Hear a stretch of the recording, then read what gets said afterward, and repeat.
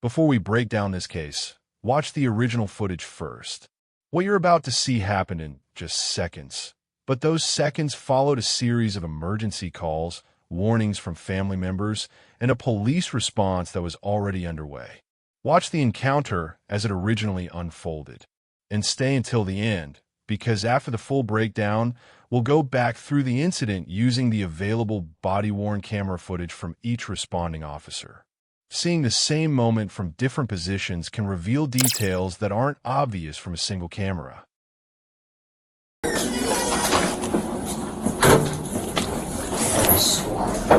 know, I have no idea. No, I said it's like a SWAT. Huh? Like a SWAT. Oh, I thought you said you were sweating. Funny enough, the NYPD doesn't have SWAT. Silly monster.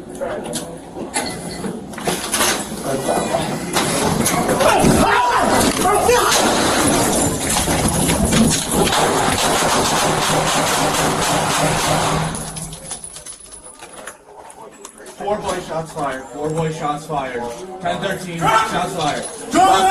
Drop to the knife! Hold on. The shooting itself lasted only moments. But to understand what happened inside that elevator, we have to go back to the beginning. It was the night of August 4th, 2023 at 5:40 Main Street on Roosevelt Island in New York City. And before officers ever entered the building, police had already received 5 separate 911 calls. The first came at approximately 11:30 p.m. A family member asked police to come to the building, saying his brother, later identified as Azer Ben Zitun, was mentally unstable, threatening family members, and had a knife. Just 1 minute later, another family member called 911 requesting medical assistance. She reported that Azer had a knife and that she didn't know whether anyone had been injured. Then came another call, and another. The warnings continued. Family members told dispatchers that Azer was unstable, had not taken his medication, and was threatening his father and brother. One caller said Azer was trying to kill them. Another said a younger brother was still in danger inside the home. And at 11:50 p.m., another call came in saying the family was still waiting for help and still in danger. 5 emergency calls, 20 minutes of escalating concern. And then, at approximately 11:52 p.m., police arrived. For NYPD, officers responded. Daniel Mazza, Annie Virella-Abreu, and Edward Britch, all 4 activated their body-worn cameras when they arrived. The officers were also equipped with firearms and tasers. Officer Mazza additionally had a polycarbonate shield. Outside the building, the officers met Azer's father and brother, and what they heard next was critical. The family told officers that Azer had threatened to stab them. They said he had been violent. They said he had not taken his medication. They also told officers that Azer might attack police. According to the family's account, Azer had taken their father hostage and beaten him before they managed to escape. The officers were given keys to the apartment. At this point, however, the officers weren't simply rushing upstairs to confront him. According to the investigation, they made a tactical decision to keep Azer inside the apartment and wait for NYPD emergency services. That was the plan. But Azer was no longer where the officers expected him to be. At approximately 11:58 p.m., Officers Mehr, Mazza, and Virella-Abreu entered one of the building's elevators. Officer Britch remained in the lobby. At almost the same time, Azer Ben Zitun was riding the other elevator down toward the lobby. Security footage later showed him entering the elevator on the floor where his apartment was located. Less than a minute later, he stepped out into the lobby. And according to the investigation, he was holding a kitchen knife in his right hand. Officer Britch was near the entrance, and suddenly, Azer moved toward him. The investigation states that Azer swung the knife toward Britch's face. Britch raised his arm and deflected the blow. He later told investigators that he suffered a bruise on his left forearm from the encounter. And now the situation had changed completely. The officers were no longer waiting for Azer to remain inside his apartment. He was moving toward them, and he was armed. But this is where everything changed. Azer turned toward the open elevator, where 3 officers were waiting. Officer Mehr fired the first shot, but Azer kept moving forward. Officer Virella-Abreu then attempted to use her taser. The taser did not deploy. She tried to push Azer back with it, but he continued moving into the elevator. And within moments, the situation became a close-range confrontation. Officer Mehr fired additional shots. Officer Mazza also opened fire. According to the OSI investigation, Mehr fired a total of 11 shots, while Mazza fired 4. Azer fell to the floor. But even after the shooting stopped, officers reported that he was still holding the knife and moving his arm. They continued giving commands for him to drop it. To understand those few seconds, it's important to look at what each officer later told investigators. Officer Mehr said he initially saw Azer approach Officer Britch and swing what appeared to be a closed fist. Then he realized Azer had a knife. Mehr said he feared for his own safety and the safety of the officers beside him. He fired once, but Azer continued advancing. Mehr said he did not know whether that first shot had hit him, so he fired again because he believed Azer was going to stab him or one of his partners. He said he stopped firing when he believed Azer was no longer a threat. Officer Mazza had brought a department-issued shield because he knew the call involved an armed person. From inside the elevator, Mazza said he saw Azer approach Britch and then realized he was holding a knife. He saw Mehr fire first, but Azer did not stop or retreat. Mazza then fired multiple times and said he stopped when he believed Azer could no longer stab him or his partners. According to Mazza, Azer still had the knife in his right hand after the shooting. Officer Virella-Abreu had her taser in her hand. She said she believed she pulled the trigger, but the taser did not discharge. As Azer continued toward her, she tried to push him back with the taser. She eventually dropped it and drew her firearm. But Mehr and Mazza had already fired, so she did not fire her weapon. She later said she still considered Azer a threat because he continued holding the knife and moving his arms. And then there was Officer Britch. Britch was the officer closest to the initial confrontation. He said Azer appeared suddenly and swung what he initially thought was a closed fist. Then he realized there was a knife. Britch said he believed he was about to be stabbed. He deflected the attack with his left arm and moved backward to create distance. He later reported having a bruise on that arm. After the shooting, Britch also saw that Azer still had the knife and gave repeated commands for him to drop it.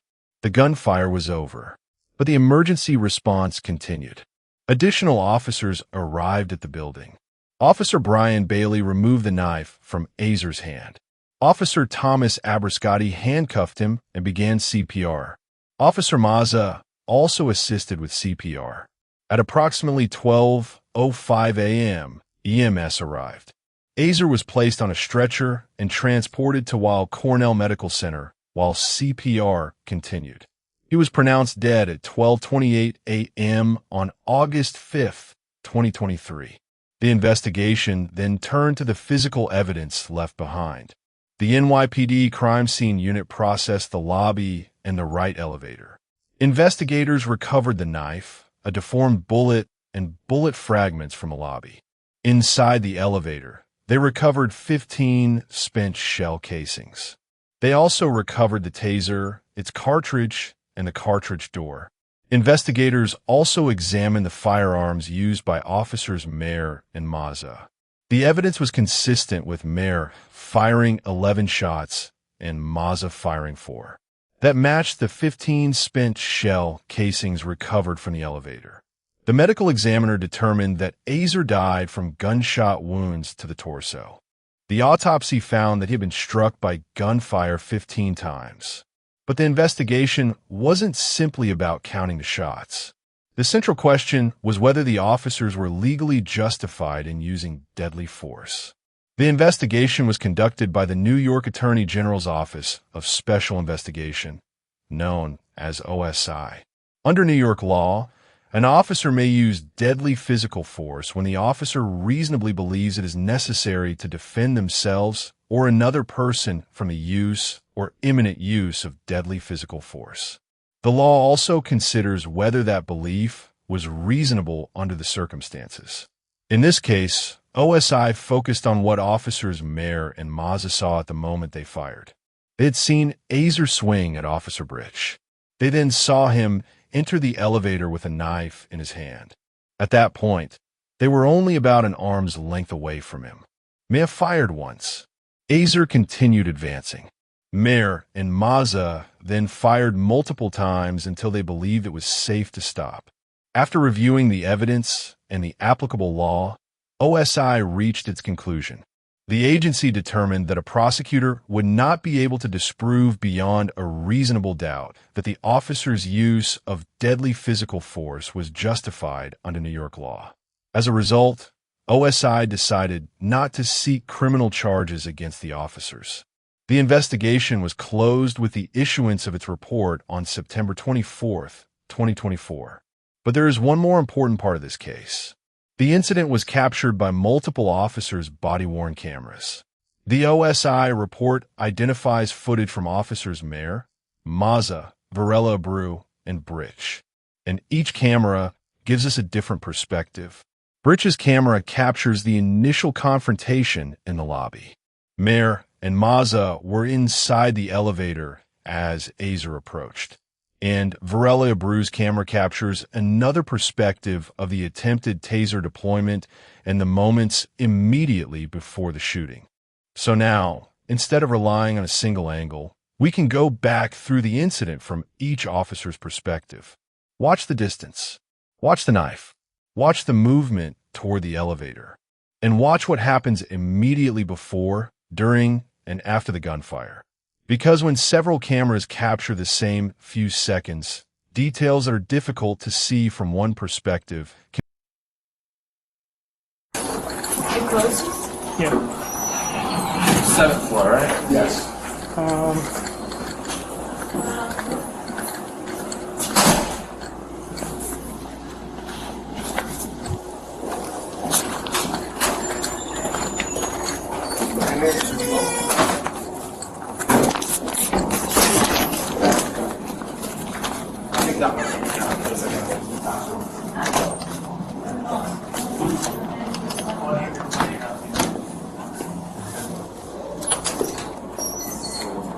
Try it here, maybe.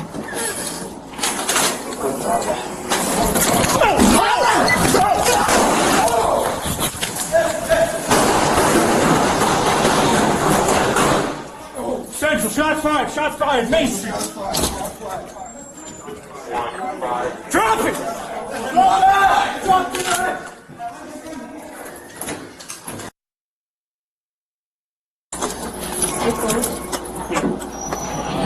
7th floor, right? Yes.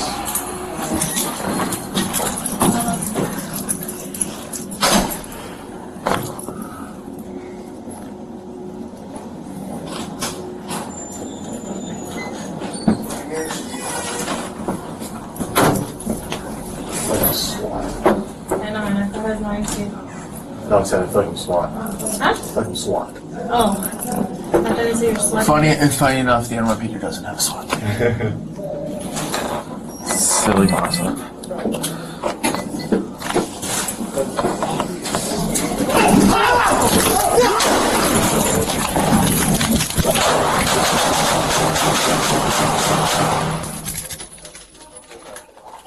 Four boy shots fired. 4 boy shots fired. 10-13 shots fired. Drop the knife! Drop the knife! Hold on.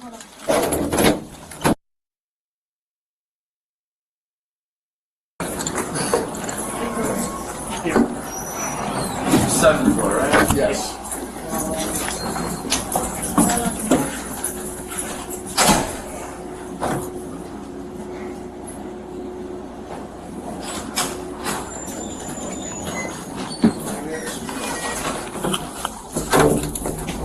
Like a SWAT. I know, I thought I was lying too. No, it's like a SWAT. Huh? Like a SWAT. Oh. I thought you said you were sweating. Funny enough, the NYPD doesn't have a SWAT team. Silly monster. Police.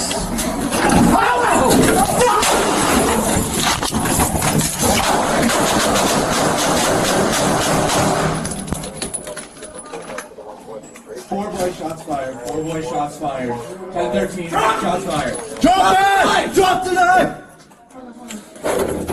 The OSI investigation concluded that the deadly force used by Officers Mehr and Mazza was justified under New York law, and no criminal charges were filed. But the footage allows you to see the sequence for yourself. After watching all 4 perspectives, what stands out to you? Was the threat still active when the shots were fired?